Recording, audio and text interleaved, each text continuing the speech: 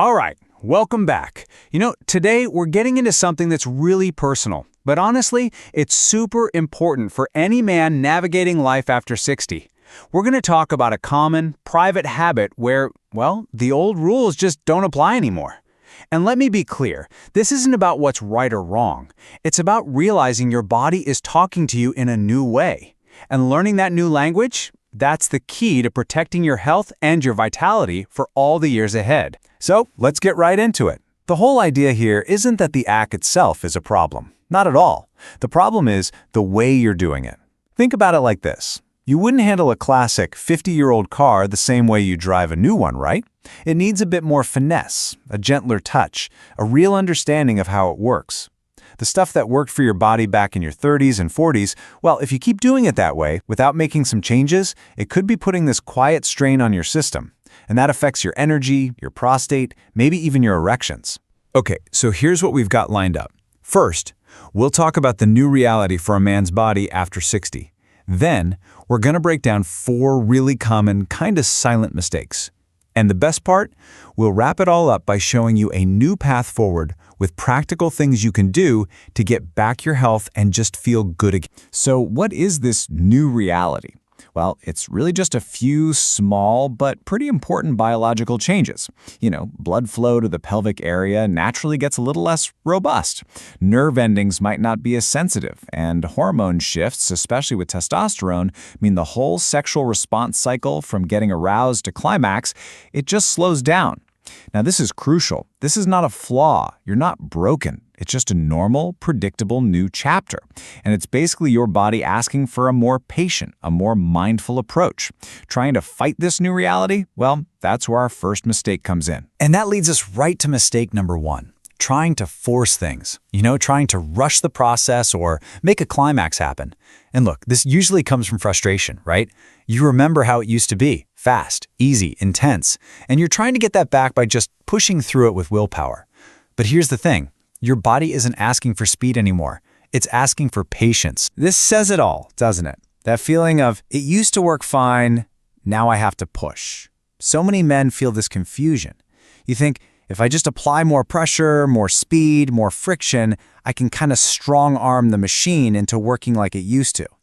But that's like trying to jam a key into a lock that's gotten a little stiff. Pushing harder is just going to bend the key and probably damage the lock.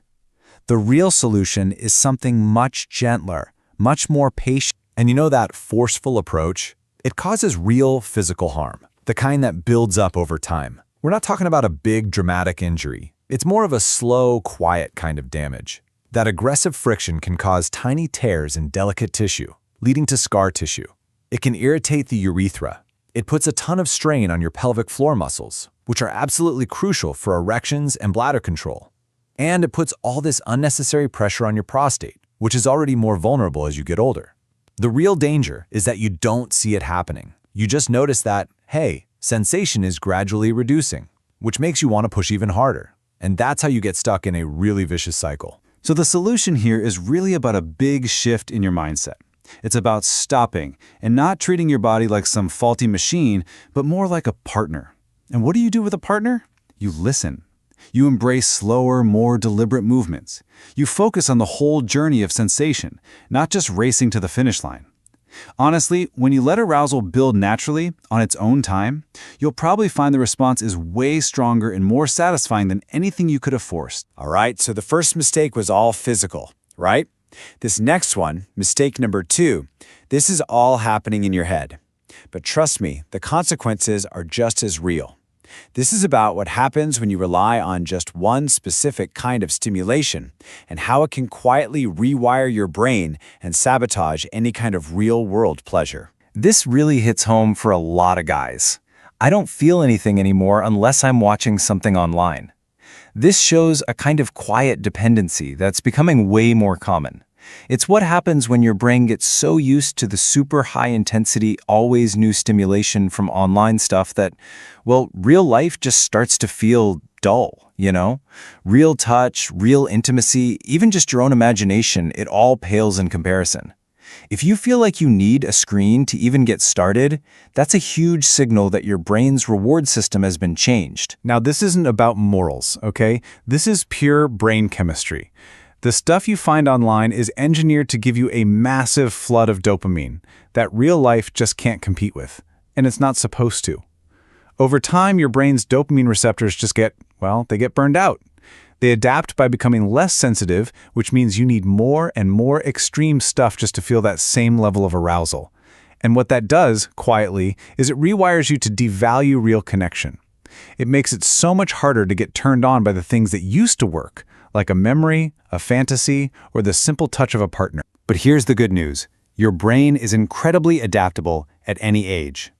So the solution is to consciously, intentionally reawaken your own inner world. This just means making a choice to cut back on the screen time and instead turn inward. Spend some time reconnecting with your own memories, your own fantasies. Practice focusing on the pure sensation of physical touch itself, without any other goal. If you do this, you can basically reset your brain's reward system and let your natural desire and response come back. And often, it comes back stronger than it was before. Okay, let's talk about energy. Do you ever just feel like your battery is always on low? Like you've got this nagging fatigue, you're irritable, or you just lack motivation and can't figure out why? Well, our third mistake might be the surprising reason. This one's all about frequency, and how a habit that used to be a release can, after 60, actually start draining your tank. What happens here is a really powerful negative cycle. It starts with you feeling tired or bored or stressed. So you turn to masturbation for that quick hit of pleasure, that release, and it feels good for a minute. But here's the biological reality. The process of ejaculation uses up a lot of your body's resources, and after 60, your body just takes a lot longer to recover and replenish those resources. So if it's happening too often, especially when you're already feeling run down, you can end up draining your deep energy reserves. And that leads to, you guessed it, even deeper fatigue and a low mood. And then you try to fix that feeling with the very thing that's helping cause the problem in the first place. So what do? It's all about managing your energy. It's about aligning your habits with your body's actual rhythm. This doesn't mean you have to stop completely, not at all. But it does mean you need to listen. Try, maybe, reducing the frequency to just once or twice a week, and then track how you feel. Track your energy, your mood, your motivation. You might be really surprised. It's also about realizing that enjoying your body, that connection, doesn't always have to end with the energetic cost of an ejaculation. Sometimes the goal can just be pleasure and being present, without the drain. All right, our fourth and final mistake. This one is about a small gland that has a huge impact on a man's daily life. The prostate. As we get older, the prostate naturally gets bigger and more sensitive. And there are some really common, seemingly harmless habits that can be chronically irritating it.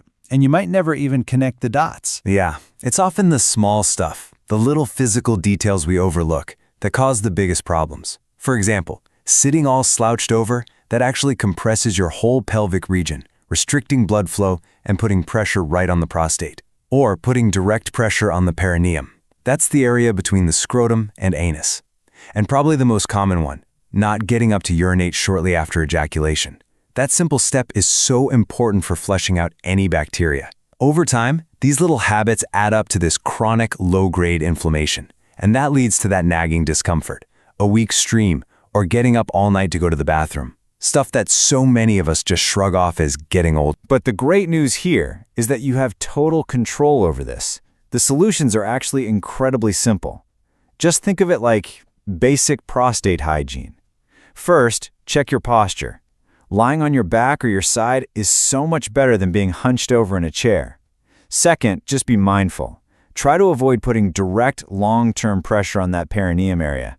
And third, the easiest and maybe most effective habit of all, always get up and urinate within a few minutes after you climax. Flush the whole system clean.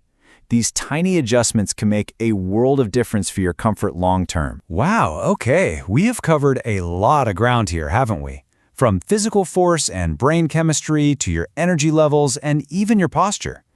So, I want to ask you to just take a second and think. Of these 4 areas we talked about, which one really resonated with you? What's one small, totally manageable change you could see yourself trying? It could be something as simple as just changing your posture, or maybe waiting an extra day. Go ahead and share it in the comments below. Just starting that conversation and making one small commitment to yourself, that's a really powerful first step. So now that we've laid out these common pitfalls, let's pull it all together. Because this isn't about some scary list of don'ts. It's really about stepping onto a completely new path. A path that isn't defined by decline, but instead by wisdom, by self-awareness, and by building a brand new partnership with your own body. Look, if there's only one thing you take away from our time together today, please let it be this: you are not broken. The slower response times, the shifting energy, the new sensations, these are not signs that you're failing. They are signals. Your body is talking to you with a new kind of clarity. And the invitation, right now, is just to stop, get quiet, and finally, listen to what it has to say. Every single mistake we talked about is actually an opportunity. It's a turning point. So instead of forcing your body, you get to learn the power of gentleness. Instead of relying on a screen, you can rediscover how rich your own inner world is. Instead of just draining your energy without thinking, you learn to conserve your vitality. And instead of neglecting your body, you practice this mindful, protective awareness. Every one of these is a shift, a deliberate choice to move from a habit that harms to one that heals. And what this all leads to is a new definition of what it means to be strong as a man. For so long, strength has been all about force, about performance, about pushing through pain. Your body is now inviting you to discover a more mature, more sustainable kind of strength. The goal isn't to go harder anymore, it's to go deeper. Deeper into sensation, deeper into connection with yourself, deeper into self-awareness. True strength at this stage of life is found in sensitivity, in patience, and in the wisdom to work with your body, not against it. And in the end, this whole conversation, it's about so much more than just one single act, isn't it? It's really about your quality of life. It's about having the energy to spend on your hobbies, on your family. It's about feeling comfortable and confident in your own skin as you age. And you don't need to change everything overnight. Just start with that one small thing you thought of earlier. Your future self is going to thank you for it. Thanks so much for joining me for this explainer. I'll see you in the next one.